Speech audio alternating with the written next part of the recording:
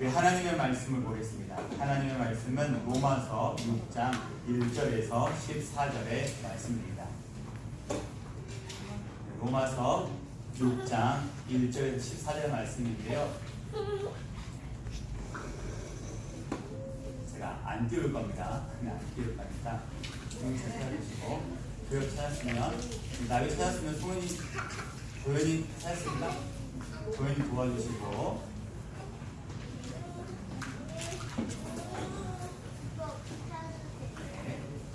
목사님이 가진 성경책은 신약성경 246쪽.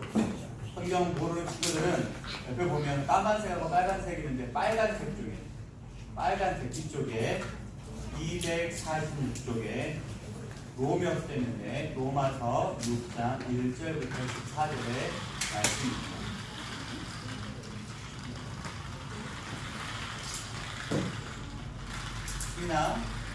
수민아, 소리 나는 것은 하지 말자. 자, 찾았습니까? 한글 찾았어? 아니야. 안 찾았다고? 자, 저 한 절씩 교독하겠습니다. 로마서 6장 1절 14절의 말씀을 우리 천천히 제가 한 절, 여러분들이 한 절 천천히 읽겠습니다. 구약 구청들이 있으니까. 자, 그런즉 우리가 무슨 말을 하리요? 은혜를 더하게 하려고 죄에 더하겠느냐? 그럴 수 없느니라. 죄에 대하여 죽으리라.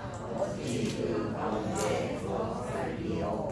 무릇 그리스도 예수와 합하여 세례를 받은 우리는 그의 죽으심과 합하여 세례를 받은 줄을 알지 못하느냐? 그러므로 우리가 그의 죽으심과 합하여 세례를 받음으로 그와 함께 감사되었나니 이는 아버지의 영광으로 말미암아 그리스도를 죽은 자 가운데서 살리심과 같이 우리도 또한 새 생명 가운데서 태어나게 하려 합니다. 만일 우리가 그의 죽으심과 같은 모양으로 연합한 자가 되었으면 또한 그의 부활과 같은 모양으로 연합한 자도 되리라. 우리가 알거니와 우리의 옛사람이 예수와 함께 십자가에 못 박힌 것은 죄의 몸이 죽어 다시는 우리가 죄에 정욕을 하지 아니하려 함이니 이는 죽은 자가 죄에서 벗어나 의롭다 하심을 얻었습니다. 만일 우리가 그리스도와 함께 죽었으면 또한 그와 함께 살 줄을 믿으니 이는 그리스도께서 죽은 자 가운데서 살아나셨음에 다시 죽지 아니하시고 사망이 다시 그를 주장하지 못할 줄을 알미로라.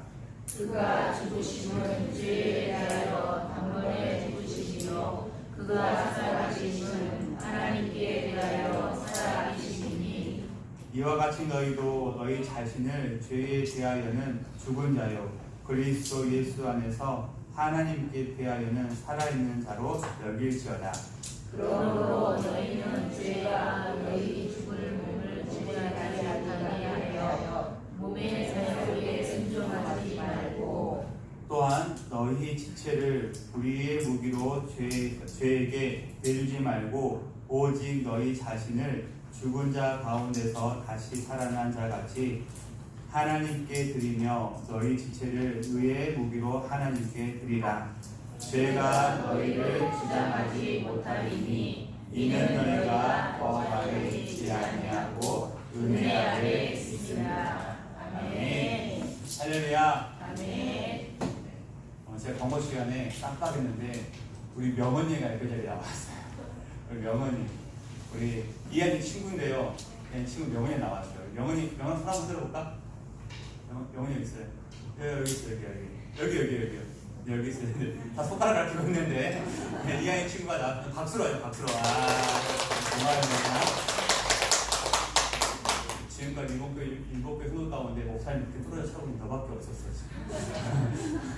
네, 큰 은혜가 있을 줄 믿습니다.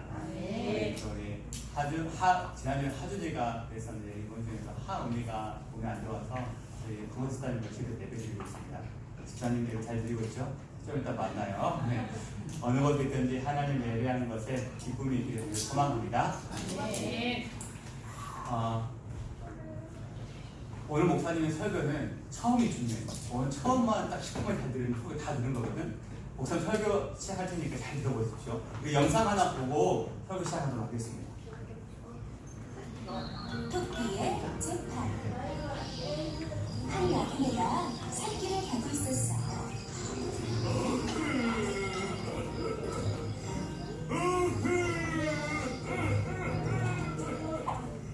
뭐지? 호랑이 소리 같기도 하고. 나그네가 조심조심 그곳에 가보니 호랑이 한 마리가 깊은 구덩이에 빠져서 울고 있는 거예요. 아이고 나그네님, 제발 이 불쌍한 호랑이 좀 살려주시오. 은혜는 꼭 갚을 테니 부디 여기서 좀 꺼내주시오. 꺼내줄 테니 나를 잡아먹으면 안 되네. 예, 걱정 마세요 나그네님. 나그네는 그 말을 믿고 긴 나무를 내려주어 호랑이를 구해줬어.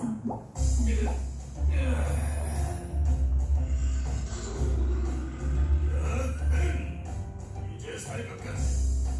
온종일 갇혀 있었더니 배가 고픈데 널 잡아먹어야겠다. 내 이놈! 약속을 해놓고 이러는 법이 어디 있느냐? 약속은 무슨 약속? 이 몸이 배가 고파 안 되겠다. 호랑이의 뻔뻔스러움에 나그네는 어이가 없었어. 마침 길가에 있던 황소에게 물었지. 황소야, 호랑이가 약속을 지키지 않는다. 넌 어떻게 생각하느냐? 약속은 무슨 약속? 사람들은 우리 젖도 짜가고 우리를 주던 고기를 먹으니 믿을 수가 없다. 소나무야, 호랑이가 약속을 지키지 않으니 잘못한 건 아니야? 사람들은 우리를 잘라 집이랑 가구를 만들고 막막하게 지키지 않아도 돼. 그때 토끼 한 마리가 깡충거리며 길을 가고 있었어. 토끼야, 잠깐 내 말을 좀 들어보렴. 함정에 빠진 호랑이를 구해줬더니 나를 잡아먹으려 하는구나. 너는 어떻게 생각하느냐? 토끼는 고개를 갸웃거리며 물었어. 이해가 잘 안 가네요. 호랑이님은 어디에 있었다고요? 몇 번을 얘기해. 그러니까 내가 원래 여기에 쏙 빠져서. 호랑이는 이렇게 말하면서 훌쩍 뛰었어. 쏙 들어갔어. 나그네님, 어서 가던 길 가세요. 그리고 앞으로는 절대 위험한 약속을 하지 마세요. 토끼야, 고맙다. 나그네는 토끼에게 고맙다고 인사한 뒤 가던 길을 마저 갔어. 네, 여기까지 보겠습니다.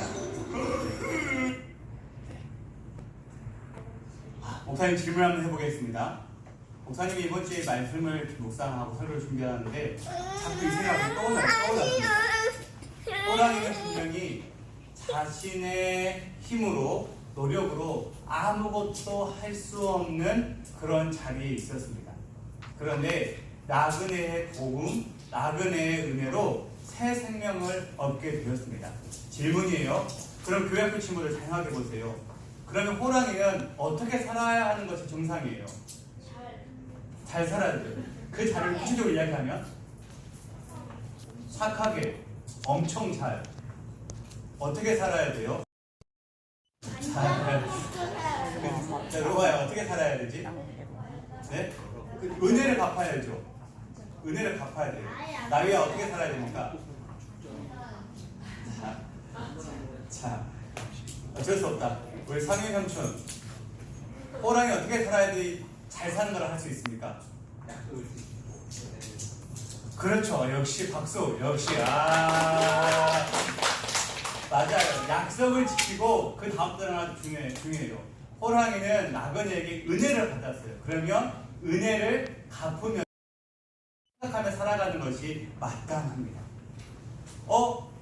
그땐 그랬는데 지금 시간이 지나니까 내 마음대로 살 수도 있지만 그렇게 살아서는 안 된다는 것이죠. 그렇게 살면 진짜 그 호랑이는 은혜를 입었다라고 할 수 없는 그런 애가 되는 겁니다. 우리 토끼 재판이라고 하는 영상했는데 지금 이해가 되십니까? 목사님이 오늘 이 토끼 재판과 같은 이야기를 할 거예요. 잘 들어보세요. 지난주에 혹시 목사님이 어떤 설교를 했는지 기억하는 친구 있습니까? 그럴 때 목사님 준비해왔죠. 목사님 지난주에 이 이야기를 했었어요. 하나님 이야기 했었고, 죄의 이야기 했었고, 예수 그리스도 이야기 했었고, 영접 이야기 했었죠. 하나님이 우리를 사랑하시고 우리를 향한 놀라운 계획을 가지고 계시는데 죄가 들어오면서 하나님과 우리의 사이가 멀어질 수밖에 없었어요. 그렇죠. 그런데 누가 등장했냐면 하나님의 아들 예수 그리스도가 오시면서 그 멀어져 있던 하나님과 우리의 사이의 간격을 이어줬습니다.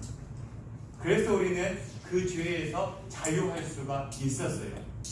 우리는 그런 은혜를 입은 사람이 되어졌습니다. 더욱더 중요한 사실은 그런 예수 그리스도를 우리가 알았는데 아는 것으로만 끝나는 것이 아니라 마지막에 뭐 해야 되겠죠? 그 예수 그리스도를 마음에 모시는 그 예수님과 함께하는 삶을 살아야지만이 우리는 참된 은혜를 입었다라고 말하려고 했었습니다. 그런데 목사님 이 말씀을 준비하다가 이렇게 생각이 들었어요.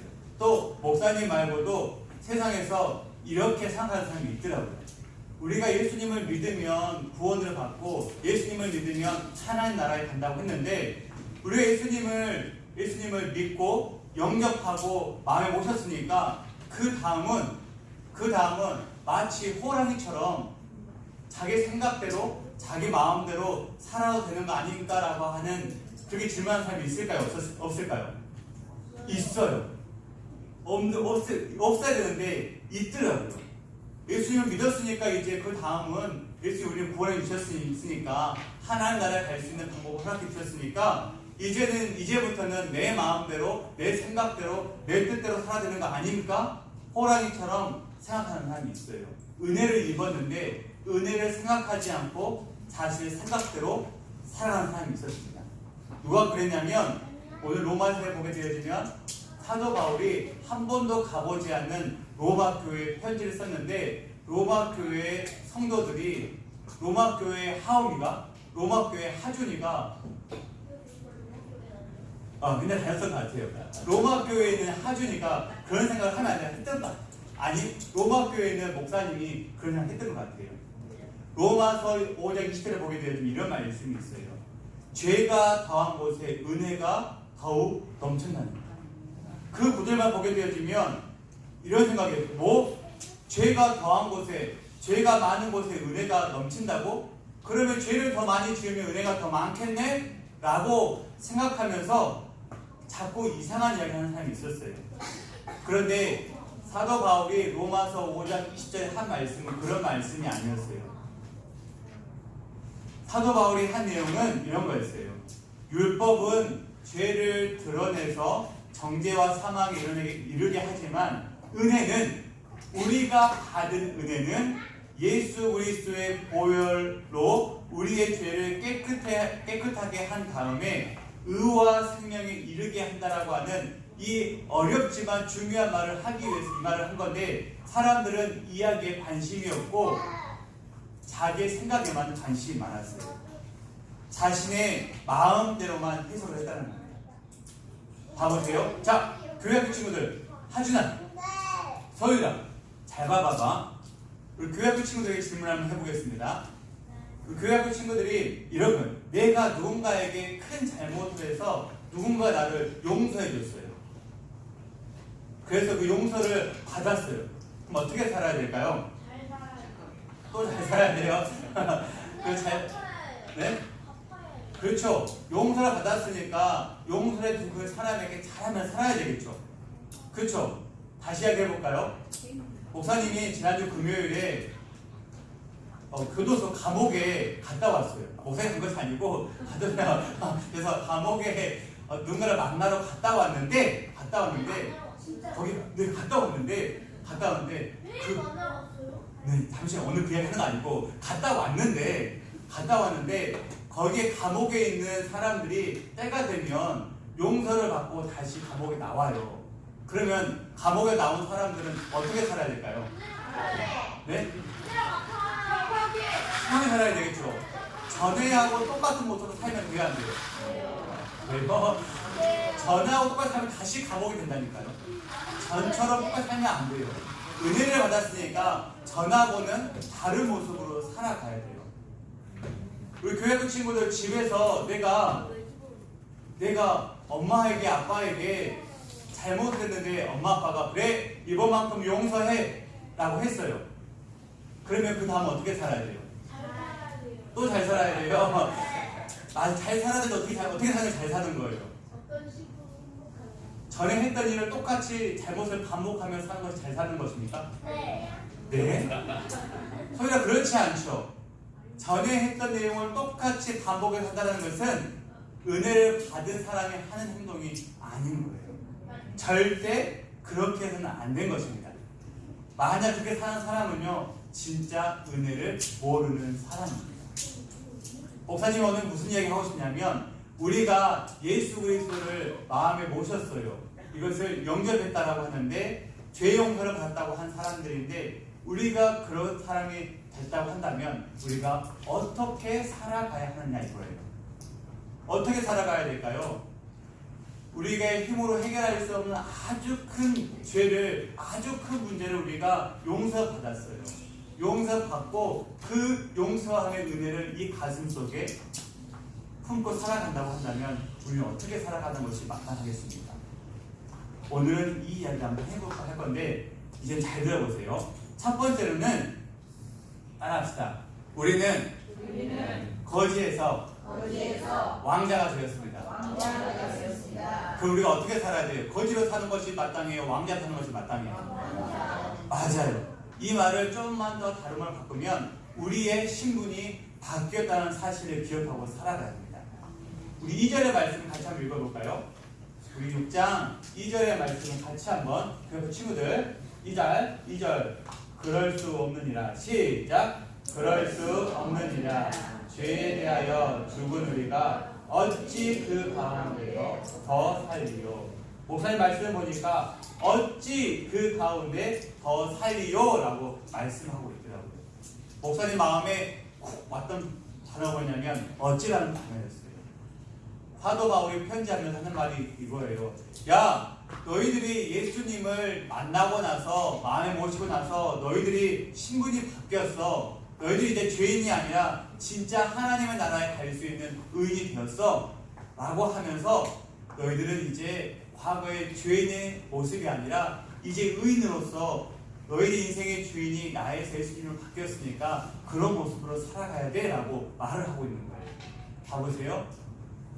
지난주에 목사님이 이야기했었죠. 봐보세요. 루아야, 봐보세요. 이게 무슨 내용이에요? 목사님 말씀 여러분들 봤었을 때 왼쪽에 있는 사진은 어떤 사진이에요? 나. 내가 내 인생의 중심이에요. 주인이에요. 반대쪽에 있는 것은요? 누가 주인이에요? 예수님. 죄인은 내가 내 인생의 주인으로 살아가는 사람을 주인이라고 하고요. 예수님이 우리의 인생의 주인인 사람은 의인이라고 그래요. 우리는 원래는 왼쪽에 있는 사람이었는데 예수님의 은혜로 오른쪽에 있는 사람으로 바뀌어버렸습니다. 그러면 우리는 어떻게 살아가야 돼요? 어떻게 살아가야 돼요? 예수님이 우리 인생의 주인인 삶으로 살아가는 것이 맞아요. 과거의 모습으로 살아가면 안 돼요. 자, 하준이가 잘 알고 있는 이야기예요. 이스라엘 백성들이 애굽 땅에 있었습니다. 애굽 땅에 있었다가 너무 힘들어서 우리 더 이상 이 애굽 땅에서 종처럼 살고 싶지 않아요. 하나님 도와주세요. 그랬더니 하나님께 누구를 보내주셨어요? 성이 뭐시에요? 새. 그렇죠. 모세를 보내주셔서 어떻게 했어요? 애굽 땅에서 끄집어내서 홍해를 건너가게 했습니다. 그렇죠. 그러면 홍해를 건너온 이스라엘 백성들은 어떻게 살아야 돼요? 과거에 애굽에서 종처럼 살았던 그런 모습을 살면 될까요? 아니면 그 땅에서 나와서 홍해를 건넌 하나님의 선택받은 사람으로 사는 것이 마땅할까요? 1번이에요, 2번이에요? 2번이에요, 2번. 절대 과거에 애굽에 살던 사람의 모습으로 살아가면 안 되는 거예요. 우리 삶도 마찬가지예요. 우리는 예수님을 마음의 중심에 모시고 영접한 자로 살아가는 자입니다. 그러면 신분이 바뀌었어요. 죄인에서 의인이 되었습니다. 그러면 이제부터는 지금부터라도 죄인이 아니라 의인으로 신분이 바뀐 그런 삶으로서 그런 사람으로서 살아가는 거예요. 우리는 그 사실을 기억해야 돼요. 우리는 이제 과거의 종이 아니라 이제는 누구냐면 하나님 나라의 왕자로 살아간다는 사실을 기억하며 살아갔으면 좋겠습니다. 고린도후서 5장 17절에 그리스도 안에 있으면 뭐가 된다고요? 새로운 피조물이 된다고 말했어요. 사랑하는 성도 여러분, 교회 친구 여러분, 우리는 이제는 새로운 피조물입니다. 피조물과 같은 존재로 살아가는 우리 이번 교회 식구들이 다 되어지기를 주님의 이름으로 간절히 축복합니다. 네. 우리들은 새로운 피조물입니다. 두 번째, 교회 친구 잘 봐라. 두 번째, 예수님을 영접한 사람은요, 따라합시다. 예수님이 우리 교회 친구들만 따라합시다. 예수님이 더 크게 해주세요. 아, 좋아요. 저렇게 혼자서 크게 하면 돼요. 따라합시다. 예수님이 우리와 함께 하심을 기억하며 살아갑니다. 혹시 처음부터 하신 친구 있어요? 처음까지 하신 친구 있어요? 따라합시다. 예수님이 우리와 함께 하심을 기억하며 살아갑니다. 어떻게 살아간다고요? 기억하면 중요한 것이 아니라 그 앞에가 중요해요. 그렇죠. 함께 하심. 누가? 하나님이 예수님이 우리와 함께 하심을 기억하면서 살아가야 돼요. 우리 8절의 말씀 한번 읽어볼까요? 8절의 말씀. 8절의 말씀 같이 한번 읽어봅시다. 시작. 만일 우리가 그리스도와 함께 죽으면 또한 그와 함께 살 줄을 믿노니. 아멘. 우리는요 이제 예수님을 마음에 모시면 다른 것 없어요. 예수님과 함께 하는 자가 되었습니다. 다른 말로 바꿔볼까요? 우리는 예수님과 한 배를 탔어요. 이제. 예수님과 하나님 나라를 가기 위해서 한 배를 탔어요. 이제. 맞아요. 그 선장이 누구냐면 하나 예수님이에요. 그 배 이름도 예수님이에요. 예수님 뭐예요? 예수호. 예수호를 타고 지금 함께 하나님 나라에 가고 있어요. 내비게이션을 찍고. 잘 들어보세요. 우리는 그런 존재가 되었어요. 자, 하준아, 교회 친구 잘 보세요. 세상에는 우리 기독교 말고 교회 말고 많은 종교들이 있어요. 어떤 종교들이 있을까요? 종교, 불교, 천주교, 또 천주교 빼고요. 잘못하면 제가 이상한 사람 되니까. 자, 불교, 이슬람교, 서로를 우상으로 하는 힌두교, 또 뭐가 있을까요? 원불교. 대충 불교, 힌두교, 이슬람교 같은 그 종교들이 많이 있어요. 그런데 이런 세상에 많은 종교들이 있는데 이런 종교들의 공통점이 있어요. 뭔지 아세요? 이런 공통점의 특징은, 이들의 공통점은요, 종교를 만든 그 사람의 가르침을 배워서 그 가르침을 깨닫는 것을 향해서 걸어갑니다. 불교에서 이것을 득도라고 해요. 그 종교를 만든 사람의 가르침을 깨닫기 위해서 막 달려가요. 예를 들자면 불교를 만든 사람은 석가모니인데 그 절에 있는 스님들은 그 석가모니의 가르침을 깨닫기 위해서 책도 읽고요, 무건 수행도 하고요, 예불도 드리고 막 이래요.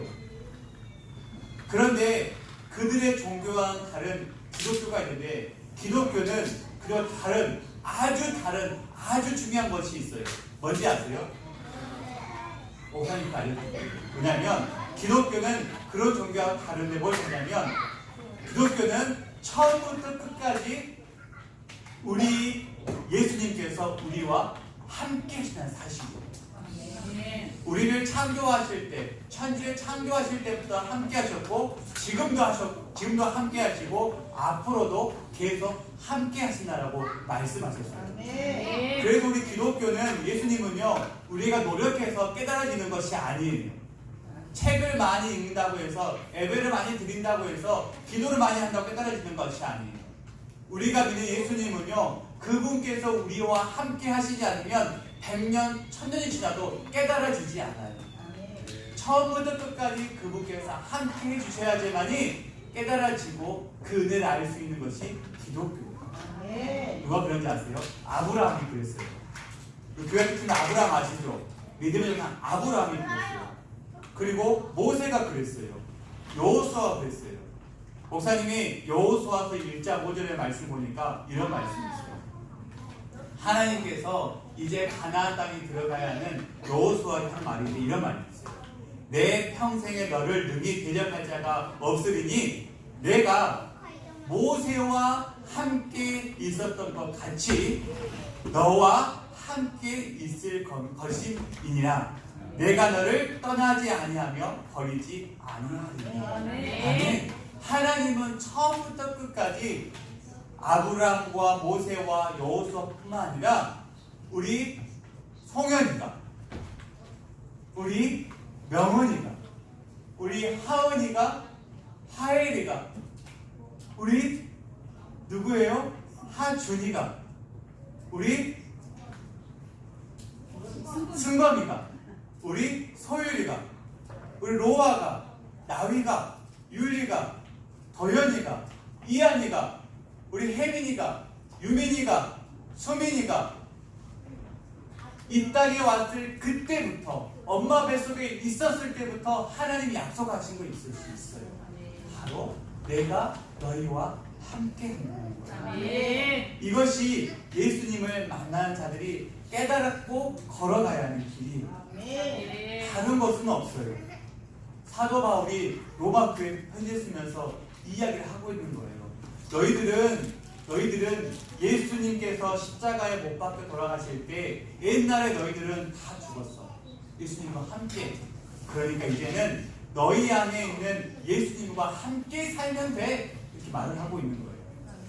성현아, 누구와 함께 살면 된다고? 성이 A신데. 예수 맞아요. 예수님과 함께 살게만 하면 안 돼요. 목사님의 말씀을 마무리하게 잘 들어보세요. 그래서 예수님을 알고 깨닫고 마음에 모시고 살아가는 사람들은요, 예수님이 늘 함께 하시기 때문에 절대 잘못된 자리, 죄의 자리에 갈 수 있다 없다? 갈 수 없다.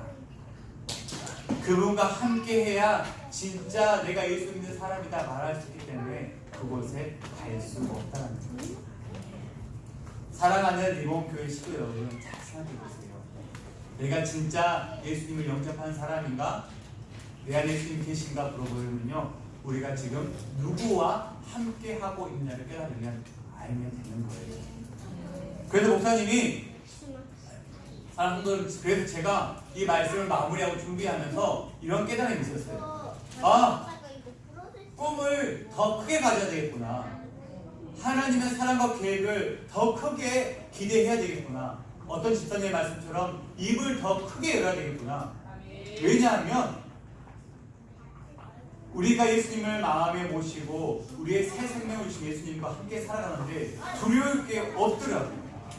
처음부터 우리와 함께 했던 하나님이 우리를 두렵게 하시는 않더라고요. 그래서 목사님이 조금 생각을 바꿔봤어요. 목사님이 하는 기도 제목도 좀 힘있게, 파워풀하게, 하나님 우리 하준이에게 힘을 주십시오. 더 이상 안 아프게 도와주세요.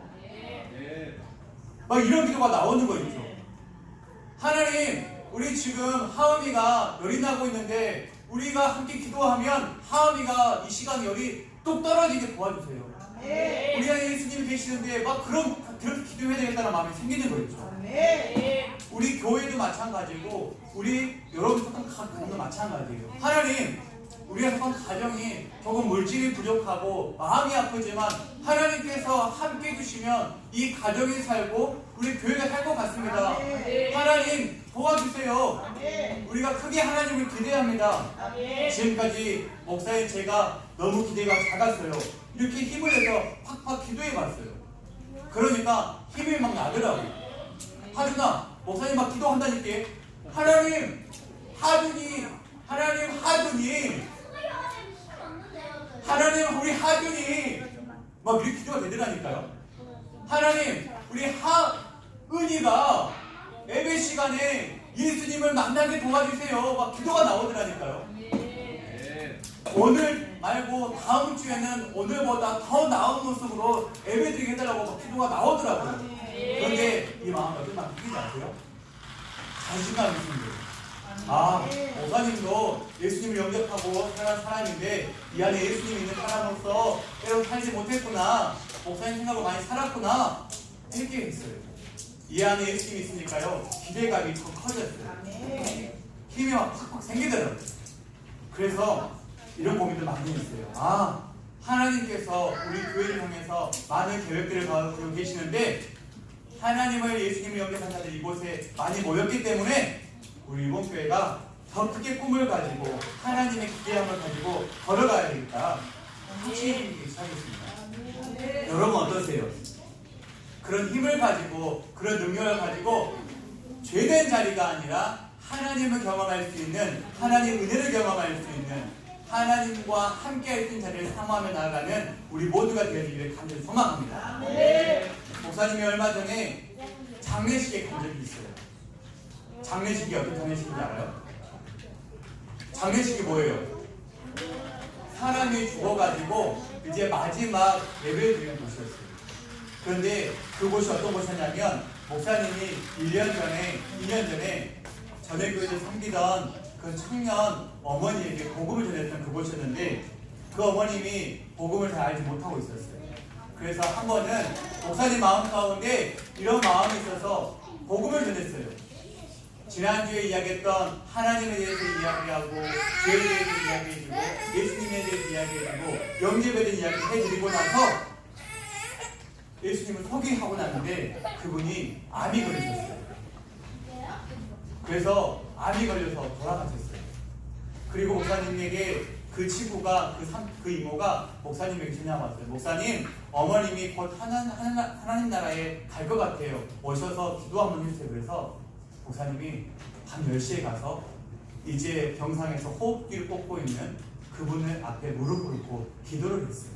그분이 눈도 감고 있고 숨만 쉬고 있었는데 목사님이 예전에 그런 일 많이 했었거든요. 기도를 해드렸어요. 그리고 그분이 목사님 기도를 하고 난 후에 예배드리고 난 후에 2시간 만에 하나님의 부르심을 받고 천국을 갔습니다.